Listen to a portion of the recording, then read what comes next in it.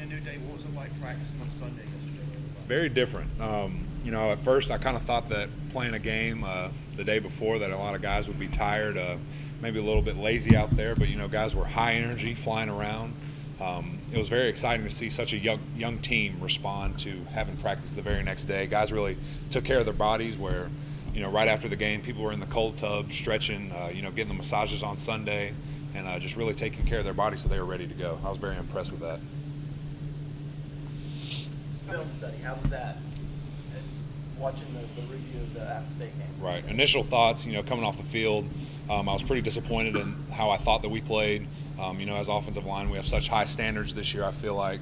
And it felt like we left a lot out there. But going back through in the film and, seeing the whole story and seeing how it was not all our fault, or it wasn't all, anybody's fault necessarily, just the way that, they ran their defense and we just happened to run plays right into them. So I wasn't as disappointed as I thought I would be, but definitely a lot to improve on from our standpoint. To that point when you saw the Wayne Gallman touchdown run, it's Right. Academy. Yeah, loved it. Golly. They were a pretty talkative team, App State. They were getting after it. And to just have one of our running backs just lay the wood to one of their guys it was great to see.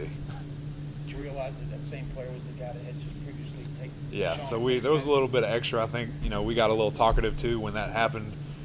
So it was good to see that he got a little bit back for him.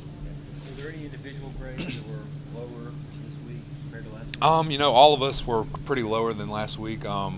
To a percentage point, I couldn't tell you how much overall, but there was definitely, like I said, a lot of improvement that needs to be made.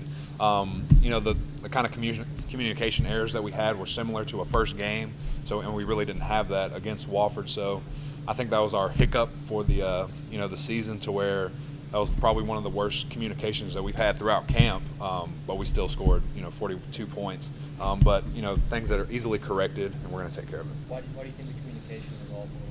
With guys bringing such pressure like App State did, it's very hard to emulate in practice. Something that we could not do unless we were going full speed against our defense all the time.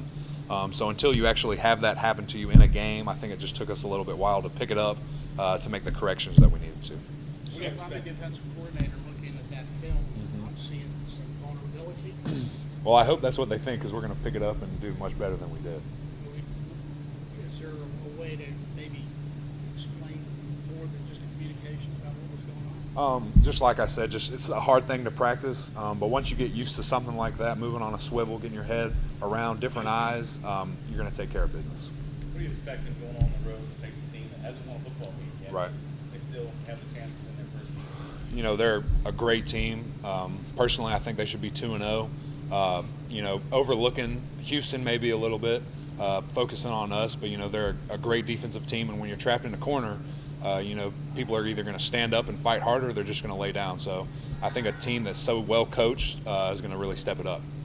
What do you see out of their defense this year? Obviously, they gave you guys a battle here last year on defense, and they lost a lot of players off that defensive team. What do you see out of them this year? A lot of similarities. They're going to bring pressure. They got a lot of two-gap players up front, great NFL talent, what I see on film.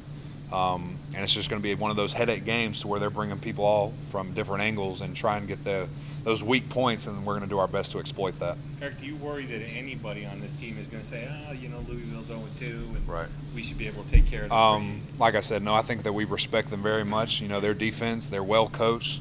Obviously, having new guys on offense that they're going to, be trying to make a name for themselves. And I don't think this team is like that this year. Playing App State and Wofford in our first two games where they got our full focus and no one was talking about Louisville until now, I think that we've proven that we're not going to overlook anybody. You ever played 2 games in 6 days? No, this will be my first time. I think usually we have a bye before our Thursday night game, because I think that was the first time we've ever practiced on a Sunday as well. So it's going to be different. But like I said, people's bodies seem to feel great. We were out there with great enthusiasm yesterday, flying around, so it's going to be different. Is there a little bit of an advantage that maybe for the starters, the ones that didn't have to play the full game, either of the first 2 games? Definitely, I think so. I think at any time when you can rest your guys and keep their legs, I think you're going to have a great advantage at that point.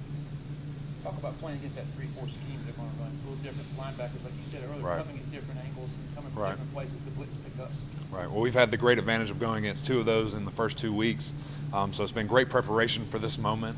Louisville actually does a lot more 4 down than people realize. In their short yardage, they really like to be 4 down to where they can do different things with their defensive line, different stunts, different movements. So it's going to be a challenge for us. I know you guys treat every game the same, but what are some of the unique challenges playing on the road on a Thursday night? You know, it's going to be our first road game. Such a young group, 39 freshmen in this group, and it's going to be our first night game, which is something different. Guys aren't just going to be waking up and playing. We're going to have to go through a full day of more preparation, which is good for us to where we can mentally get sharp, but you can't overdo it. We can't be looking at film all day, and you know, we have to be ready to play at 7:30, not 12:30 this week. So it's going to be a challenge for us. Florida State went in there ranked last year and fell into a 21-0 hole. Right. Is there anything you can take from that? You know, I don't know if it was them overlooking it or if the stage was too big for Florida State at that time. But we just got to take it one game at a time, focus on Louisville, and you know, I think our guys are up for the challenge. When you have that short turnaround, is it tougher physically or mentally to get prepared for the game? Well, you know, we had the great opportunity to study Louisville a little bit this summer. We had such a long camp that we really took time to prepare for them mentally. So I think the biggest turnaround is just going to be, you know, that quick physical change to where, you know, we don't have as many days to rest up and get ready. But like I said, guys have done a great job of preparing themselves, taking care of their bodies. So I think everybody's going to be ready. Coach Sweeney said the other night the thing that bottom line was that this team needed to continue to develop its depth. Was that an issue the other night? You didn't have enough freshness coming in, guys were being effective. You know, I think that it's great that we had 2 games to where we were able to get people in. Obviously, as a coach, you always want to be able to develop your young talent. You know, and I think just in practice, we're just going to have to keep developing those guys, keep pushing them, whether it's in the film room, the weight room, whatever they need to do. You know, some guys might have been forced to play just because we have lack of depth at certain positions.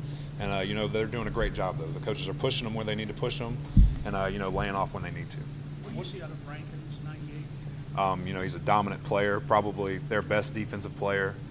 Great with his hands, very smart athlete.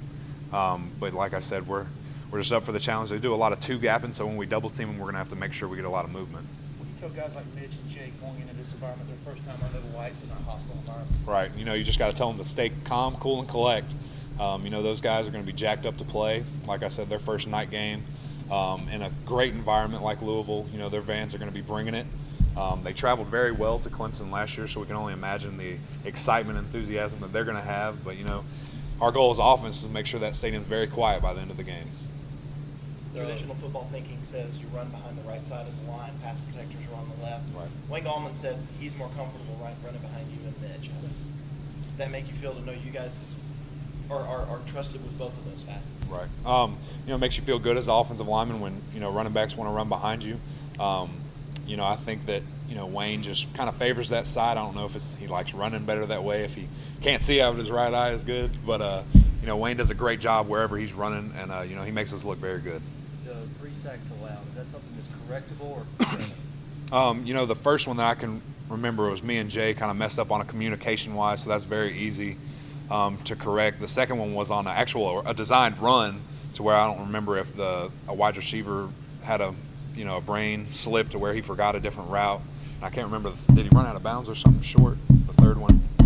All things that, like you said, could be very well corrected and easy things where we just got to communicate a little bit better and not think too much. I think we overthought a lot of different things to where, you know, maybe in that environment where you see a different linebacker coming up, they feel like they have to make this call to where, you know, maybe they shouldn't have or something like that. So it's all things that can be fixed. What was the thought when you learned you were coached to number 9 this week? You broke through that top 10 barrier. Right, very exciting. It's good to see Clemson getting the respect that, you know, maybe we think that we deserve. You know, throughout the years, our coaches have done a great job of, you know, not worrying about the polls, but, you know, when you see that single digits, it's always something to get excited about. All good? Thanks, guys. Thank you.